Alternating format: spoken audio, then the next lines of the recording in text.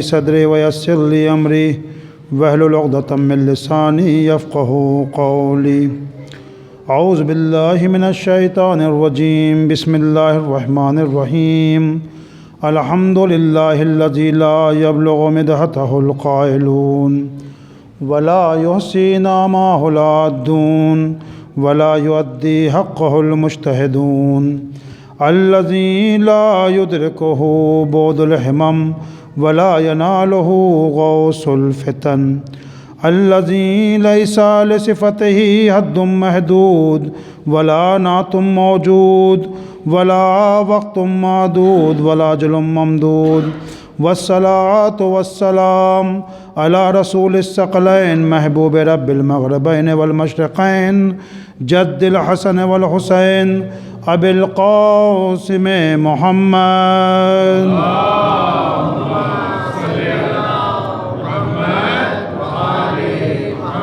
وأهل بيته الطيبين الطاهرين المعصومين ولعنة الله على أعدائهم أجمعين من الآن إلى قيام يوم الدين أما بعد فقد قال الله سبحانه تبارك وتعالى في كتابه الكريم وهو أصدق القائلين وقوله الحق بسم الله الرحمن الرحيم وَلَقَدْ ذَرَأْنَا لِجَهَنَّمَ كَثِيرًا مِنَ الْجِنِّ وَالْإِنسِ لَهُمْ قُلُوبٌ لَا يَفْقَهُونَ بِهَا وَلَهُمْ أَعْيُنٌ لَا يُبْصِرُونَ بِهَا وَلَهُمْ آذَانٌ لَا يَسْمَعُونَ بِهَا أُولَئِكَ كَالْأَنْعَامِ بَلْ هُمْ أَضَلُّ أُولَئِكَ هُمُ الْغَافِلُونَ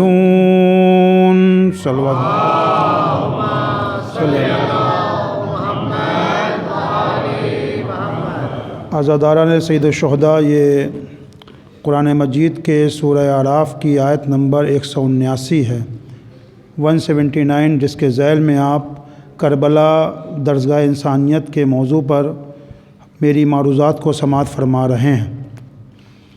کل تک بات یہاں تک پہنچائی گئی کہ اس آیت میں اللہ نے فرمایا کہ وَلَقَدْ ذَرَأْنَا لِجَهَنَّمَ كَثِيرًا مِنَ الْجِنِّ وَالْإِنسِ، ہم نے جناتوں اور انسانوں کی ایک کثیر تعداد کو، ایک بڑی تعداد کو جہنم کے لیے پیدا کیا۔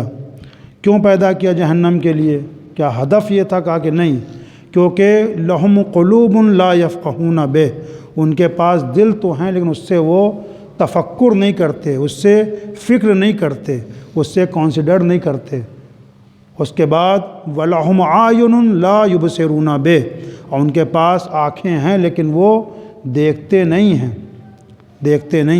وَلَهُمْ آذَانٌ لَا يُسْمِعُونَ بِهَا، اور ان کے پاس کان ہیں اور وہ لوگ سنتے نہیں ہیں۔ أُولَئِكَ كَالْأَنْعَامِ، وہ لوگ کیٹل کی طریقے سے ہیں، وہ لوگ چارپایوں کی مانند ہیں۔ بَلْ هُمْ أَضَلُّ، بلکہ ان سے بھی بدتر ہیں۔ أُولَئِكَ هُمُ الْغَافِلُونَ، در واقع یہ لوگ غفلت زدہ ہیں، یہ لوگ ہیڈ لیس ہیں، غفلت کا شکار ہیں۔ تو اس آیت کے ذیل میں کوشش یہ کی گئی کہ یہ ڈھونڈا جائے، تلاش کیا جائے کہ معیار انسانیت کیا ہے۔ آیا ہم ایز اے ہیومن بینگ ہمارے اندر انسانیت ہے؟ تو بتایا گیا کہ نہیں، علم جو ہے معیار انسانیت نہیں ہے، کیونکہ بہت سے لوگ ایسے ہیں جن کے پاس علم ہے۔ ساری باتوں تکرار نہیں کرنا ہے، بات کو آگے بڑھانا ہے کہ علم معیار انسانیت نہیں ہو سکتا۔ بلم باعورہ کا واقعہ بیان کیا گیا کہ عالم تھا، مستجاب الدعویٰ تھا، لیکن واصل جہنم ہوا، چونکہ وقت کے نبی کے سامنے آ گیا تھا وہ۔ اس لیے جو ہے علم ایک فضیلت ہے لیکن معیار انسانیت نہیں ہے۔ پھر اس کے بعد جو ہے اور بھی چیزیں بیان کی گئی، لیکن جو آج چیز بیان کرنا ہے وہ میرے موضوع سے قریب ہو، یہی اسلام کا بھی نظریہ ہے کہ انسان کے اندر جو معیار انسانیت ہے انسان کے لیے، وہ اس کا ارادہ ہے، ارادہ یا نیت، یہ معیار انسانیت ہے۔ یعنی جس کا ارادہ جتنا اچھا ہوگا، جتنا قوی ہوگا، جس کے ارادہ جتنا خالص ہوگا، اتنی ہی اس کے اندر انسانیت پائی جائے گی۔ انشاءاللہ صلوات کا سہارا دے تو میں عرض کروں محمد۔ اس سے پہلے یہ بات عرض کر دوں کہ ارادہ انسان کا اس کی روح سے متعلق ہے، یعنی ارادہ نشت پاتا ہے، نکلتا ہے روح سے۔ اگر کسی جسم کے اندر روح نہ پائی جاتی ہو تو وہاں پر ارادہ نہیں ہوگا۔ تو آپ دیکھیں پروردگار عالم نے سب سے پہلا انسان خلق کیا، جناب آدم کا پتلا بنایا، پتلا تیار تھا، ہاتھ تھے، پیر تھے، آنکھیں تھیں، سب کچھ تھا، لیکن اس کے اندر روح نہیں تھی۔ جب تک کہ روح نہیں ڈال دی گئی اس وقت تک سجدے کا حکم نہیں دیا گیا۔ پھر کیا ہوا؟ پروردگار عالم نے کہا فَإِذَا سَوَّيْتُهُ وَنَفَخْتُ فِيهِ مِن رُوحِي، جب ہم نے اس کو برابر کر دیا، تیار کر دیا، آمادہ کر دیا، وَنَفَخْتُ، اور اس کے اندر اپنی روح کو پھونک دیا، دم کر دیا، تب جو ہے ملائکہ کو تمام کو حکم ہوا کہ اس کے لیے سجدے میں گر پڑو۔ تو یعنی روح انسان کی اصل ہے، اگر روح نہ ہو، آپ دیکھیں اس بات کو آپ اس طرح سمجھیں کہ ہم روزمرہ کے اپنی زندگی میں بھی اس بات کو لے کر آتے ہیں کہ ہم کہتے ہیں کہ یہ میرا ہاتھ ہے۔ تھوڑی سی فلسفے کی بحث ہے، اور میری کوشش بھی ہوتی کہ تھوڑا سا انسان فرش اعضاء کے ذیل میں جو ہے تھوڑا سا یہاں سے کچھ لے کے جائے، تو لہٰذا آپ بہت ہی فلسفے کی دقیق بحث ہے، لیکن اس کو آسان زبان میں آپ کے سامنے پیش کرنا چاہتا ہوں کہ آپ دیکھیں کہ ہم لوگ کہتے ہیں روزمرہ کی زبان میں کہ یہ میرا ہاتھ ہے، یہ میرا ہاتھ ہے، یہ میری آنکھیں ہیں، یہ میرا کان ہے، یہ میرے پیر ہیں۔ تو یہ میں کہاں گیا؟ یہ تو میرا ہاتھ ہے بھائی، خود میں کہاں ہوں؟ یہ تو میرا پیر ہے، میں کہاں ہوں؟ وہ میں کہاں ہے؟ یہ میری کار ہے، یہ میری بیوی ہے، یہ میری بہن ہے، یہ میرے بچے ہیں، وہ میں کہاں ہے؟ تو اس میں کو جو ہے لوگوں نے کہا کہ روح ہے۔ آپ دیکھیں کہ انسان کے اگر بدن سے روح نکل جائے تو اس کا نام تک کے چھن جاتا ہے۔ آج نام کے لیے جھگڑا ہو رہا ہے، میرا نام اونچا ہو جائے، میرا نام اونچا ہو جاتا ہے۔ کل کو اگر فلاں شخص مر جائے، حسن زید مر جائے، ہم لوگ زید کی مثال دیتے ہیں بہرحال، کہ زید مر جائے تو ہوتا ہے کہ زید کی میت ہے، نہیں کہتے یہ زید ہے۔ بھئی زید کہاں گیا؟ زید کہاں گیا؟ تو معلوم ہوا کہ اصلی جو چیز جو ہے وہ روح ہے۔ اگر روح بدن سے نکل جائے تو وہ انسان اتنا نجس ہو جاتا ہے، اتنا نجس ہو جاتا ہے کہ جو چھو لے گا وہ بھی نجس مانا جائے گا، اس کو غسل مس میت کرنا پڑے گا۔ یعنی روح نکل گئی، اس کا مطلب روح اصل ہے۔ اور اس کے بعد جب انسان کا انتقال ہو جاتا ہے، کسی شخص کا انتقال ہو جاتا ہے، تو اس کو یہ حکم ہے کہ جلدی دفناؤ۔ اگر میت پڑی رہ گئی تو یہ ہوتا ہے کولڈ اس میں ڈالو، اس کے اندر ڈالو، ورنہ بدبو کرنے لگے گی۔ اللہ اکبر! اس کا مطلب بدن وہی ہے، لیکن افسوس کا مقام ہے، اوپر والے بھی سنیں اور نیچے والے بھی سن لیں، کہ سارا مردوں کا سارا توجہ، ہماری ساری توجہ انکلوڈنگ می، ساری توجہ اپنے بدن کے اوپر ہوتی ہے، ساری توجہ انسان کی بدن کے اوپر ہے۔ یعنی بڑے بڑے سلون چل رہے ہیں، بڑے بڑے بیوٹی پارلر چل رہے ہیں، ہزاروں یعنی ایک ایک دلہن کو سجانے کا 20-20 ہزار روپیہ لیا جا رہا ہے انڈیا کے اندر۔ ساری توجہ انسان کی بدن کے اوپر ہے۔ ڈاکٹر کے پاس چیک اپ کرانے کے لیے جائے گا، بلڈ پریشر بھی ہے، یہ بھی ہے۔ بھائی جب بدن یہ ختم ہو جائے گا 60 سال کے بعد، 70 سال کے بعد، 90 سال کے بعد، میکسیمم اگر جاپانیوں کو مان لیں 140 ایئرس کے بعد، 150 سال کے بعد، روح کے لیے انسان کو کام کرنا چاہیے، کیونکہ روح اور بدن کی نسبت شاید کسی مجلس میں نے عرض کیا ہے، یہ کیا ہے؟ راکب و مرکب کی ہے۔ راکب و مرکب کی ہے، فلسفے کی تھوڑی سی دقیق بحث ہے، راکب و مرکب کی ہے۔ یعنی گھوڑا جو ہے آپ کا بدن ہے، کار آپ کی جو ہے وہ بدن ہے، ہم راکب ہم سوار ہیں۔ اب ایک آدمی جو ہے بہترین مرسڈیز اس کے پاس ہو، بہترین کار ہو، کیا وہ ڈیسٹینیشن تک پہنچ جائے گی کار؟ نہیں، کہا کہ اس کے اندر ڈرائیور نہیں ہے۔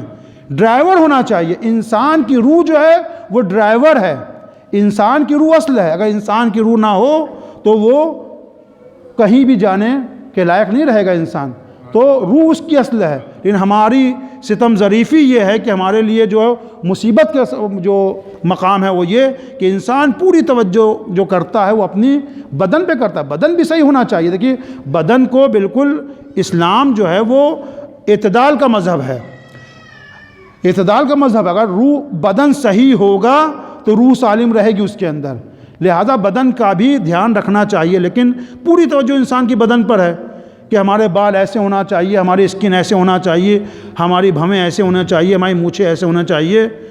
ٹھیک ہے، بہت اچھی بات ہے، لیکن انسان کو چاہیے کہ کچھ وقت نکال کر اپنی روح کے لیے بھی کام کرے، اور اس کا ایک نمونہ یہ مجلس عزائے سید الشہداء ہے، جہاں پر روح کی پالش ہوتی ہے۔ صلوات پڑھیں محمد والے محمد پر۔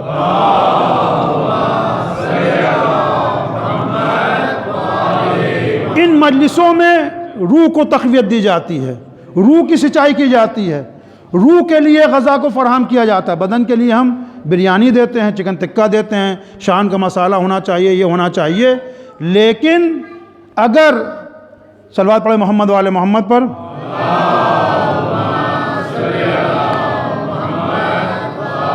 یہ مجلس سید الشہداء، یہ دعائے کمیل کا برپا ہونا، یہ دعائے توسل کا برپا ہونا، یہ دعائے سماعت کا پڑھنا، دعائے مجور کا پڑھنا، انسان اپنی دن کا آغاز ایک چھوٹی سی دعا سے کرے۔ عباس زیدی صاحب روزانہ بھیجتے ہیں، یہ اس دن کی دعا ہے، یہ اس دن کی دعا ہے۔ گانے سے شروعات نہ کرے، بلکہ روح کو بھی معنوی غذا چاہیے، جیسے بدن کو غذا چاہیے ویسے ہی روح کو بھی غذا چاہیے۔ تو انسان کا ارادہ، لوگوں نے کہا، اور اسلام کی بھی یہی نظریہ ہے اسلام کا، کہ انسان کا ارادہ اصل ہے، ارادہ اور نیت۔ اگر ارادہ ہمارا صحیح ہے، ہماری نیت صحیح ہے، تو پھر جو ہے ہمارے اندر اتنی زیادہ ہی انسانیت پائی جائے گی۔ آپ دیکھیں کہ اسلام کے جتنے احکام ہیں سب کے اندر نیت و ارادہ ضروری ہے۔ نماز سب سے بڑی عبادت، سب سے بڑی عبادت، اس سے پہلے مقدمات نماز میں آپ آئیے، آپ 2 گھنٹہ نہائیے، پورا لفظ ختم کر دیجئے، کیا پاک ہو جائیں گے؟ کہا کہ نہیں، اگر انسان نجس ہے تو اس کو غسل کی نیت کرنا پڑے گی۔ پوری ٹنکی خالی کر دے آدمی 2000 لیٹر کی، آدمی پاک نہیں ہوگا۔ کیوں نہیں پاک ہوگا؟ کہا کہ سرکار آپ نے نیت نہیں کی تھی، نیت نہیں کی تھی۔ کیا مطلب بھائی ہم نے پورا صابن گھس دیا، ختم ہو گئے، پورا بدن سفید ہو گیا نہاتے نہاتے؟ کہا کہ نہیں، کیونکہ نیت نہیں کی تھی، اس لہٰذا جو ہے آپ کیا نہائے تو آپ ہیں، آپ صاف ستھرے تو ہیں، لیکن آپ کا غسل نہیں ہوا۔ آپ کو نیت کرنا پڑے گی، اور 3 لوٹے میں آپ کا غسل ہو جائے گا، 2 بالٹی بھی نہیں چاہیے اس کے لیے۔ تو نیت ضروری ہے۔ اس کے بعد آپ آئیے نماز میں آئیے، نماز میں نیت جو ہے واجب رکن میں سے ہے۔ اب جو طالب علم ہیں، تھوڑی بہت کتابیں پڑھ رکھی ہیں، ان کو پتہ ہے کہ واجبات نماز کتنے بھیا؟ 11 میں 5 واجب رکن ہیں۔ یعنی ان 11 کے مجموعے کو جب یہ 11 چیزیں جمع ہو جاتی ہیں تب بنتی ہے نماز۔ 11 چیز اس نے کہتے ہیں واجبات نماز، ان میں سے 5 ہیں واجب رکن، یعنی ان کو بھولے سے بھی کوئی بھول گیا تو اس کی نماز باطل ہے۔ تو واجب رکن میں سب سے پہلے آتی ہے نیت، یعنی انسان کو پتہ ہونا چاہیے کہ وہ کون سی نماز پڑھ رہا ہے۔ اگر ہم کو نیت پتہ ہی نہیں ہے، ہم نے نیت ہی نہیں کی ہے، تو سارے مراجع نے کہا کہ نماز باطل ہے۔ تو نیت و ارادہ ہونا چاہیے کہ ہم مغرب کی نماز پڑھ رہے ہیں، عشاء کی پڑھ رہے ہیں، قضا پڑھ رہے ہیں، ادا پڑھ رہے ہیں، کون سی نماز پڑھ رہے ہیں۔ تو سب سے بڑی عبادت نماز، اس کے اندر نیت دیکھیں آپ، نیت۔ اچھا بڑی اچھی نماز پڑھ رہا ہے انسان، بڑی اچھی، کیا اس کی نماز ہو جائے گی؟ کہ نہیں ہو جائے گی، نیت ہونا چاہیے۔ سرکار یہ عرب سے قرأت سیکھ کے آیا ہے، اس کا ذات ساد اتنا درست ہے کہ کہنا کیا کہنے، اس کا بہت بڑا جو ہے قاری ہے، کیا نماز ہوگی اس کی؟ کہا کہ نماز نہیں ہوگی۔ آپ پوری نماز مصر کے ایک بہترین قاری کی جو ہے ایک روبوٹ کے اندر فٹ کر دیے، آپ سے ملین گنا بہتر وہ روبوٹ نماز پڑھ رہا ہے۔ اس مجمع کوئی ہے ایسا جو کہے گا کہ روبوٹ کی نماز ہو گئی؟ بھائی آپ سے اچھا سورہ الحمد پڑھ رہا ہے، آپ سے اچھا سورہ توحید پڑھ رہا ہے، آپ سے اچھا ذات کو ادا کر رہا ہے، آپ سے اچھی طریقے سے سارے ارکان کو بجا لا رہا ہے، رکوع کر رہا ہے، سجدہ کر رہا ہے، کیوں نماز نہیں ہوئی؟ کہا مولانا اس کی نماز آپ سے صورت میں تو آپ سے بہتر ہے، لیکن اس کے پاس نیت نہیں ہے، اس نے نیت نہیں کی ہے، اس لیے روبوٹ کی نماز نہیں ہوئی، اور ہماری نماز اور مختصر ہی ہے۔ اور اگر ہم نے جو ہے اس کے واجبات کو ادا کیا ہے تو ہماری نماز ہو جائے گی۔ تو اس کا مطلب نیت کے اوپر سارا دار و مدار ہے۔ اور اس کے بعد آپ دیکھیں روزے میں آئیے، آپ روزے میں آئیے کہ انسان روزہ رکھا ہے، روزے میں نیت چاہیے کہ انسان یا پھر شب یکم رمضان المبارک پورے مہینے کی نیت کر لے یا ہر دن نیت کرے، نیت ہونا چاہیے۔ میں نکلا، انڈیا کا ماہ رمضان تھا، ہندوستان کا، گرمی بہت تیز تھی، گرمی بہت تیز تھی۔ میں بازار گیا تھا، تقریباً 3 بجا تھا۔ مغرب کی اذان کب ہونا ہے؟ 7:20 پہ ہونا ہے۔ 3 بجا تھا اور اتنی تیز مجھے پیاس لگی، اتنی تیز مجھے پیاس لگی کہ لگتا ہے کہ اب گرے تب گرے۔ میں نے سوچا، میں نے دل میں ارادہ کیا، آپ میرے ساتھ ہیں نا، میں نے دل میں ارادہ کیا، میں نے دل میں نیت کی کہ آج روزہ توڑ دوں گا، گھر پہ جاتے ہی پانی پی لوں گا۔ 3 بجا ہے، ابھی مغرب میں 4 گھنٹہ باقی ہے، بازار میں پھنس گیا، پیاس سے جاں بلب ہو رہا ہوں، بالکل جو ہے ایک دم بہت زیادہ پیاس، غلط ہے کہ جب جان جا رہی ہو وہ الگ بات ہے، لیکن جو میں کہنا چاہ رہا ہوں وہ مفہوم ہے آپ کے لیے کہ بہت زیادہ پیاس ہے، بہت زیادہ پیاس ہے، جاں بلب نہیں ہو تو وہاں پہ پانی پیے گا آدمی، بہت زیادہ پیاس لگی ہے۔ میں نے کہا نہیں یار آج جا کے گھر پہ پانی پی لیں گے۔ جب گھر آئے تو بیوی نے کہا کیا کرتے ہو، کیا کرتے ہو، ابھی 4 گھنٹہ باقی ہے، میں پنکھا چلائے دیتی ہوں، کولر چلائے دیتی ہوں، اے سی ہے تو اے سی آن کر دیتی ہوں، آپ لیٹ جائیے، کچھ نہ کیجئے۔ لیکن تمام مراجع کہتے ہیں کہ روزہ ٹوٹ گیا۔ بھائی روزہ کیوں ٹوٹ گیا؟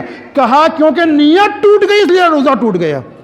اللہ اکبر، کھایا کچھ نہیں ہے، اگر کھا لیا تو کفارہ بھی دینا پڑے گا، تو نیت ٹوٹ گئی، تو لہذا کہا گیا چونکہ آپ نے نیت توڑ دی، لہذا رمضان المبارک کے بعد آپ کو اس کی قضا کرنا پڑے گی۔ اللہ اکبر، کھایا کچھ نہیں ہے، اگر کھا لیا تو کفارہ بھی ہے۔ تو اس کا مطلب جہاں نماز کے اندر نیت ہے وہیں روزے کے اندر نیت ہے۔ اور ہمارا عقیدہ یہ ہے کہ مجلس سید الشہداء بھی یہ بھی عبادت ہے، بلکہ عبادت ساز ہے، عبادت ساز ہے۔ اور بقول امام خمینی ما ہرچے داریم از محرم و سفر داریم، ہمارے پاس تشیع کے پاس جو کچھ ہے وہ محرم و سفر کی بنا کے اوپر ہے۔ تو آیا نماز کے اندر اخلاص کی ضرورت ہے، ارادہ چاہیے، نیت چاہیے، روزے کے اندر چاہیے اور تمام عبادتوں میں چاہیے، تو کیا مجلس سید الشہداء میں نیت کا خالص ہونا ضروری نہیں ہے؟ یہ میری مجلس ہے، یہ میرا ذاکر ہے، یہ میرا تبرک ہے، یہ میرا علم ہے، یہ میری انجمن ہے۔ بھائی جب میری انجمن ہو گئی، میرا علم ہو گیا، تو امام حسین کی مجلس کہاں گئی؟ امام حسین کا ذاکر کہاں گیا؟ امام حسین کا تبرک کہاں گیا؟ امام حسین کی انجمن کہاں گئی؟ جب سب میرا ہو گیا، میرا ہو گیا، تیرا ہو گیا، میری انجمن تیری انجمن، میرا ذاکر تیرا ذاکر، میرا علم تیرا علم۔ تو اخلاص دیکھیں، وہ ایک الگ ہے کہ انسان شناخت کے لیے انجمنوں کا نام رکھ دے، وہ ایک الگ مرحلہ ہے۔ جو میں بات کہنا چاہ رہا ہوں آپ سب سمجھ رہے ہیں کہ انسان اپنا دکھائے، اپنا اتھارٹی دکھائے، تو اس کے اندر بھی عزائے سید الشہداء کے اندر بھی نیت کی ضرورت ہے۔ اللہ اکبر، آپ مسجد امام حسین علیہ السلام میں بیٹھے ہوئے ہیں، لیکن اگر مسجد بھی بنائی جائے، اب یہاں توجہ کیجئے گا بہت خاص، اگر مسجد بھی بنائی جائے اور نیت خالص نہ ہو، اللہ اکبر، تو اس مسجد کو گرا دینا چاہیے، جلا دینا چاہیے۔ اپنی جیب سے نہیں کہہ رہا ہوں، پڑھیے سورہ توبہ، قرآن مجید کا نواں سورہ سورہ توبہ، جس کے اندر بسم اللہ الرحمن الرحیم نہیں ہے، کیونکہ اس سورے کے اندر مشرکین کے اوپر، کفار کے اوپر عذاب کی تنبیہ کی گئی، عذاب کا آیتیں اس کے اندر زیادہ ہیں، لہٰذا اللہ نے پسند نہیں کیا کہ جو اس کے اندر بسم اللہ لایا جائے، لہٰذا یہی وہ واحد سورہ ہے جس کے اندر بسم اللہ بھی نہیں ہے۔ سورہ برات نواں سورہ آیت نمبر 107، جا کے ترجمہ دیکھ لیجئے گا، 107 اور 108، مسجد زرار، مسجد زرار، یا رسول اللہ اس مسجد کو گرا دیجئے، جلا دیجئے۔ یا اللہ مسجد ہے، سجدے کی جگہ ہے، یہاں پہ لوگ سجدہ کریں گے، نماز پڑھیں گے، اللہ کا ذکر ہوگا۔ کہا کہ نہیں، یہ بنائی تو مسجد کے نام پہ گئی ہے، لیکن یہ اس لیے بنائی گئی کہ مومنین کے درمیان فتنہ پیدا کیا جائے۔ اللہ اکبر، اگر خانہ خدا بھی فتنہ برپا کرنے کے لیے پیدا کیا جائے تو اس مسجد کو جلا دینے کا حکم ہے، گرا دینے کا حکم ہے۔ صلوات پڑھیں محمد و آل محمد پر۔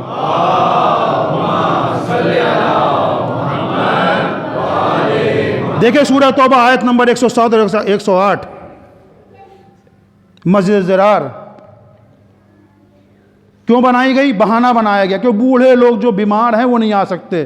مسجد قباء کے اندر جو پہلی مسجد رسول خدا نے مدینے میں بنائی، اسٹیبلش کی، کہا کہ اس مسجد میں جو کہ بوڑھے ہیں اور کچھ لوگ دور رہتے ہیں اور ضعیف ہیں اور مریض ہیں، فلاں ہیں، لہٰذا اس مسجد کو بنایا۔ لیکن کیوں بنایا گیا؟ فتنہ برپا کرنے کے لیے، مومنین کے درمیان اختلاف ڈالنے کے لیے۔ اللہ اکبر، یہ اختلاف کتنی بری چیز ہے۔ اور نہ فقط مسجد کو گرانے کا حکم آیا، جب مسجد گرا دی گئی تو روایتوں کے اندر ہے، یہ سب آیت کے اندر نہیں ہے، روایتوں میں کہ جس نے وہاں پر مکان بنایا اس کے یہاں بچہ نہ ہوا، اتنی منحوس جگہ تھی وہ۔ کبوتر نے جب گھر بنایا تو کبوتر نے کبھی انڈا نہ دیا۔ اللہ کے لیے فتنوں سے دور رہیے، آپس میں محبت پیدا کیجیے۔ وہ مسجد جو تقوی کی بنیاد پہ، اگلی آیت کے اندر تقوی کی بنیاد پر ہو، محبت کی بنیاد پر ہو، مومنین کو آپس میں لے کر آئے، یہ مسجد سجدے کے لائق ہے۔ میں نے کہا مسجد کچھ لوگ اسی لیے آتے ہیں سال بھر بہت معذرت کے ساتھ، نہیں معلوم کہاں رہتے ہیں، لیکن اگر 2 دن کے لیے بھی آئیں گے تو اس طرح سے بہت معذرت کے ساتھ، لیکن دیکھا ہے، یعنی روبرو ہوئے ہیں، یہ ایسے کیوں ہیں ویسے کیوں ہیں۔ بھائی آپ سال بھر کہاں تھے میرے بھائی؟ پورے سال آپ کہاں تھے؟ ماہ مبارک آیا آپ دکھنے لگے، کوئی خاص چیز آپ دکھنے لگے۔ تو اگر مسجد بنائی جائے تو اس کے لیے یہ ہے کہ اس کو گرا دیا جائے، جلا دیا جائے، اور پھر رسول اللہ نے اس مسجد کی جگہ کو مزبلے کی، کوڑا پھینکنے کی جگہ قرار دیا، کہا کہ یہاں پہ کوڑا پھینکو اور جو جانور مر جائیں ان کا مردار، کارکس آف اینیمل یہاں پہ ڈالا کرو۔ اور کسی نے میں نے عرض کیا کہ مکان بنایا لیکن اس کے بچہ ہی نہیں ہوا۔ ایسی جگہ کیوں؟ فتنے کی جگہ، فتنے کی جگہ۔ تو بہرحال موضوع کیا ہے؟ ارادہ، انسان کا ارادہ صحیح ہونا چاہیے، نیت خالص ہونا چاہیے۔ نیتی کے اندر کھوٹ ہے تو برکت کہاں سے ہوگی؟ برکت کہاں سے ہوگی؟ اور اگر نیت صحیح ہے اور عمل ہمارا چھوٹا ہے یا نہیں ہو پایا ہے تب بھی اللہ نیت کے اوپر جو ہے آپ کو ثواب دے گا۔ عطیہ ہیں، جناب جابر ہے، پہلی زیارت ہے امام حسین علیہ السلام کے قبر کی، جابر زیارت کر رہے ہیں، زیارت کرتے کرتے دعا کرتے ہیں اللہ ہم کو شہدائے کربلا کے ثواب میں شریک کر۔ عطیہ سوال کرتے ہیں اے جابر آپ یہ کیسی دعا کر رہے ہیں؟ ہم تو کربلا میں تھے نہیں، ہم نے پیاس کو برداشت نہیں کیا، ہم نے بھوک کو برداشت نہیں کیا، ہمارا ایک قطرہ خون نہ بہا، ہم نے کوئی ظلم نہ سہا، ہم کیسے ان کے ثواب میں شریک ہو سکتے ہیں؟ کہا کہ نہیں، کیا تم نے رسول کی حدیث نہیں سنی؟ جو جس قوم کے عمل کو پسند کرتا ہے وہ اس قوم میں کے ثواب میں شریک ہوتا ہے۔ لیکن ہم کربلا میں شریک نہیں تھے، کربلا میں فزیکلی موجود نہیں تھے، لیکن میری نیت، میرا ارادہ یہ تھا یا لیتنی کنت معکم، کاش کہ ہم کربلا میں ہوتے تو آپ کا ساتھ دیتے، تو لہٰذا ہمیں وہی اجر ملے گا جو کربلا میں 3 دن کی بھوک و پیاس کو برداشت کرنے والوں کو ثواب ملے گا، ہمیں وہی ثواب ملے گا جو خون بہنے والوں کو ملے گا۔ عطیہ نے جناب جابر بن عبد الانصاری نے جناب عطیہ سے کہا۔ تو یہ اس طرح سے جو ہے نیت کا دخل ہے۔ اگر نیت کو اللہ ان 10 دنوں میں اپنی نیت کو خالص کر لیے، کسی کے لمبے لمبے سجدوں میں مت جائیے، رات بھر اگر نماز پڑھ رہا ہے ایک آدمی اور دن رات روزے رکھ رہا ہے، اگر نیت صحیح نہیں ہے، نیت صحیح نہیں تو اس کو کوئی اجر ملنے والا نہیں ہے۔ لیکن اگر شب کے سناٹے میں ایک قطرے اشک گر گیا اللہ میں تیرا گناہ گار بندہ ہوں، تو شاید یہی اشک جو ہے کامیابی کے لیے اور نجات کے لیے کافی ہے۔ یہ فرش عزائے حسین اسی لیے بچھائی جاتی ہے کہ ہم اپنے آپ کو بنائیں۔ کربلا درسگاہ انسانیت ہے، ہمیں یہاں سے انسانیت کا درس ملتا ہے۔ آئیے کچھ لے کے چلیں، اپنے آپ کو انسان بنائیں۔ بظاہر ہم سب انسان ہیں لیکن اپنے آپ کو تولیں، اپنے آپ کو دیکھیں، اپنے آپ کو انٹروسپیکٹ کریں، اپنے آپ کو چیک کریں۔ ہر آدمی خود اپنا محاسبہ کرے، یہ حساب کا بھی دن ہے کہ مولا حسین ہم نے ابھی زیارت میں پڑھا یا لیتنی کنت معکم، آپ کے ساتھی تو ایسے تھے جو آپ کو نماز یاد دلا رہے تھے، کہیں ایسا تو نہیں کہ ہم کہہ رہے ہیں زبان سے ہمیں نمازیں قضا ہو رہی ہوں، ایسا نہیں ہونا چاہیے۔ وہاں تو 3 دن کی بھوک و پیاس میں سجدے تھے۔ ابو ثمامہ سداوی کل واقعہ نقل کیا کہ امام کو نماز یاد دلا رہے ہیں۔ بہرحال نیت ایسی چیز ہے کہ روایتوں کے اندر ہے کہ لا عمل الا بنیہ، کوئی عمل ہے ہی نہیں بغیر نیت کے، یعنی ہر عمل سے پہلے آپ کو نیت کی ضرورت ہے۔ بس آخر میں ایک اور رسول کی بہترین حدیث آپ کے سامنے پڑھوں کہ جس کا مفہوم یہ ہے کہ رسول اللہ نے فرمایا نیت المؤمن خیر من عملہ، بہترین حدیث ہے، کاش کے ذہن میں یہ حدیث باقی رہ جائے، محفوظ رہ جائے۔ نیت المؤمن خیر من عملہ، مومن کی نیت جو ہے اس کے عمل سے بہتر ہوتی ہے۔ کیسے ہوتی ہے ابھی توضیح دوں گا میں۔ وَنِّیَّةُ الْكَافِرِ شَرٌّ مِّنْ عَمَلِهِ، اور کافر کی جو نیت ہے وہ اس کے عمل سے بری ہوتی ہے۔ مومن نے میں نیت کی کہ انشاءاللہ اس عزائے حسین میں ہم 2000 رینڈ دیں گے، 2000 روپے دیں گے۔ نیت المومن خیر من عمل، مومن کی نیت اس کے عمل سے بہتر ہوتی ہے۔ کیسے بہتر ہوتی ہے؟ نیت کی کہ 2000 روپے دیں گے، لیکن کوئنسیڈنٹلی اتفاق سے بیوی مریض ہو گئی یا کوئی اور حاجت پیش آ گئی اور 1000 روپے ہمارے اس میں خرچ ہو گئے یا 1500 روپے خرچ ہو گئے، صرف 500 روپے بچے، لیکن چونکہ ہم نے نیت 2000 کی تھی، اگر ہم نے 500 اس میں ملا دیا ضائع حسین میں یا کسی نکار خیر میں، تو کیونکہ نیت بہتر تھی لہٰذا اسی بہتر کا ثواب ملے گا۔ عمل چھوٹا ہے، نیت المومن خیر من عمل، مومن کی نیت اس کے عمل سے بہتر ہے، عمل چھوٹا ہے لیکن کیونکہ نیت بڑی تھی۔ آپ نیت تو کیجئے پہلے۔ اور ادھر کیا تھا کہ آج جو ہے چل کے نعوذ باللہ، بس مثال ہے، 10 لوگوں کو ٹوپی پہنائیں گے، 10 لوگوں کو ٹوپی پہنائیں گے، چونا لگائیں گے، لیکن اتفاق سے 2 ہی لوگوں کو جو ہے پھانس پائے، دھوکہ دے پائے، عذاب ملے گا وہی 10 لوگوں کا، کیونکہ موقع نہیں ملا رشوت لینے کا، کیونکہ مالک دیکھ رہا تھا، اسپائی کیمرہ لگا تھا، موقع نہیں ملا۔ موقع ملتا تو 10 کو ٹوپی پہناتے، موقع ملتا تو 10 کو دھوکہ دیتے۔ نیت الکافر شر من عملہ، کافر کی نیت اس کے عمل سے بدتر ہے، عمل نہیں کیا ہے، عمل چھوٹا ہے، لیکن عذاب وہی 10 کا ملے گا۔ تو لہٰذا للہ اپنی نیتوں کو صحیح کیجئے۔ صلوات پڑھے محمد وآل محمد پر۔ خیر کو انجام دینا اس پر باقی رہنے سے زیادہ سخت ہے، باقی رہنا زیادہ سخت ہے۔ عمل انجام دے دیا تو اس کے بعد نفس خوش ہو رہا ہے، نفس امارہ خوش ہو رہا ہے۔ تو آپ 10 سال تک ممبر پہ نہیں گئے، ہم اس لیے جا رہے ہیں کہ واہ واہ ہوگی، نعرہ لگے گا۔ دیکھیے مومنین وہ ولائی ہیں، مولا سے وہ نعرہ لگائیں الگ بات، لیکن ہماری نیت شروع سے ہی ہو کہ ہم اس لیے پڑھیں کہ نعرہ لگے۔ نعرے کا میں مخالف نہیں، دیکھیے بات کو دوسرے اس میں مت لیجیے گا، وہ ایک خوش ہو کے کوئی لگائے نعرہ اچھی بات ہے، لیکن صرف اس لیے ذاکر ممبر پر جائے، اس لیے مرثی والا مرثیہ پڑھے، اس لیے جو شعر کہنے والا شعر کہے کہ میری تعریف ہوگی، میری واہ واہ ہوگی، اس کا مطلب نیت کہاں گئی؟ نیت کہاں گئی؟ بس عزیزوں، کیسی کیسی مائیں تھیں کہ نیت خالص تھی ان کی کربلا کے میدان میں، نیت خالص تھی۔ اللہ اکبر۔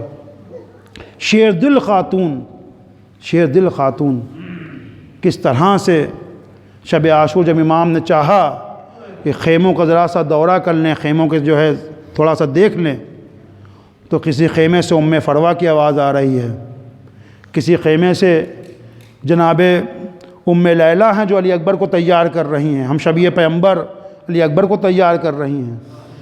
اور ایک خیمے میں جب امام پہنچتے ہوئے دیکھا جناب زینب ہیں جو اون محمد کو جو ہے تیار کر رہی ہیں۔ اون محمد کل اپنے ماموں کو اوپر تم سب سے پہلے اپنی جان کو قربان کرنا، ایسا نہ ہو کہ مجھے اپنی ماں سیدہ سے شرمندگی ہو اور مجھے میری ماں سے سننا پڑے، اے زینب تمہیں اپنے بچے زیادہ پیارے تھے، تمہیں اون محمد زیادہ پیارے تھے، میرا علی اکبر پہلے شہید ہو گیا، میرا حسین پہلے شہید ہو گیا اور تمہارے اون محمد زندہ رہے۔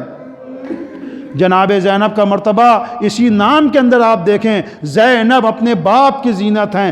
باپ کون؟ جو سجدے کی زینت ہے، باپ کون؟ جو رکوع کی زینت ہے، باپ کون؟ جو منبر کی زینت ہے۔ ایسے باپ کی زینت ہیں جناب زینب سلام اللہ علیہا۔ اور آپ کے بہت سارے القاب روایت کے اندر نقل ہوئے ہیں، جس میں ایک لقب آپ کا شریکۃ الحسین ہے، یعنی حسین کی شریک کار، حسین کے ہر کاموں میں شریک ہیں آپ، مدینے سے لے کے کربلا تک، اور کربلا سے لے کے پھر دوبارہ کوفے، پھر شام، پھر مدینے تک امام کے مشن کو آپ نے آگے بڑھایا ہے۔ جناب زینب ہر کام میں امام کے شریک ہیں، جب 2 محرم کو پہنچتی ہیں تب بھی امام کے ساتھ شریک ہیں، بھائی کو دلاسا دینے میں شریک ہیں، جو بھی لاشا بھائی خیمے کے اندر لے کر آتا ہے جناب زینب گریہ کرتی ہیں، آنسو بہاتی ہیں اور بھائی کو دلاسا دیتی ہیں، ہر کام میں جناب زینب شریک ہیں۔ لیکن جناب زینب کا ایک لقب جو ہے وہ دل کو برما دینے والا ہے، وہ کیا ہے؟ کعبۃ الرضایا، رنج و علم کا کعبہ۔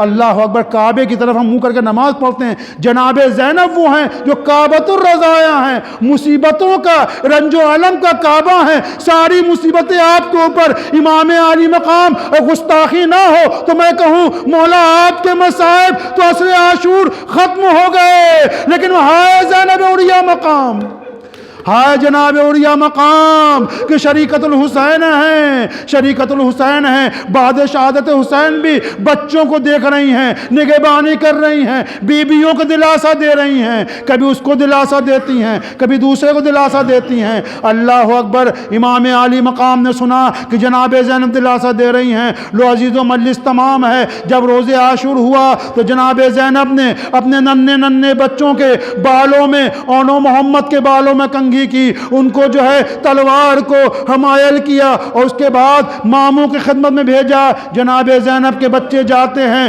ماموں سے اجازت لیتے ہیں، ماموں مرنے کی اجازت دے دیجئے، مرنے کی اجازت دے دیجئے، لو جاتے ہیں، اونو محمد جنگ کرتے ہیں، لیکن بچے تھے، 3 دن کے بھوکے بھی تھے، 3 دن کے پیاسے بھی تھے، لو عزیزوں گولے سے زمین پر آتے ہیں، گرز لگتا ہے، تلواریں لگتی ہیں، شہید کر دیے جاتے ہیں۔ امام عالی مقام، امام عالی مقام اپنے آپ کو اونو محمد تک پہنچاتے ہیں۔ مجھے نہیں پتا امام نے کس طرح سے دونوں بچوں کو اپنی آغوش میں لیا ہے۔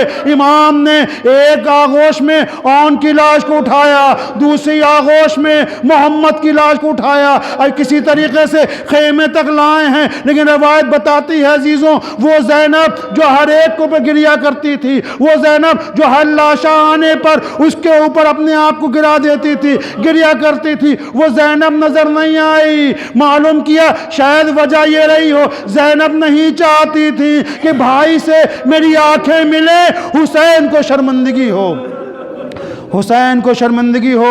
اجکم اللہ، خدا آپ کو کسی غم میں نہ رلائے۔ حسین سے شرمندگی سے بچنے کے لیے جناب زینب اپنے بچوں کی لاشوں کے اوپر نہیں آئیں، لیکن روایت بتاتی ہے جناب زینب ایک دوسرے خیمے کے اندر ہیں، دوسرے خیمے کے اندر ہیں، سر کو سجدے میں رکھ دیا، بار الہ تیرا شکر کہ تو نے اس قربانی کو قبول کر لیا۔ لو عزیزوں جناب زینب نے اپنے بچوں کو گریہ نہ کیا۔ 11 محرم کو بھی جب قافلہ جا رہا تھا تو سب نے اپنے آپ کو شہداء کربلا کے لاشوں پہ گرا دیا، لیکن جناب زینب نے اس وقت بھی اپنے آپ کو حسین کی لاش تک پہنچایا ہے۔ اے بھیا یہ زینب جا رہی ہے، بھائی کے لیے گریہ کیا، کوفے کے اندر اونو محمد کا گریہ نہ کیا، شام کے اندر قید خانہ شام میں اونو محمد کے اوپر گریہ نہ کیا، یہاں تک کہ جب سرہائے شہداء آئے ہیں اس وقت بھی جناب زینب نے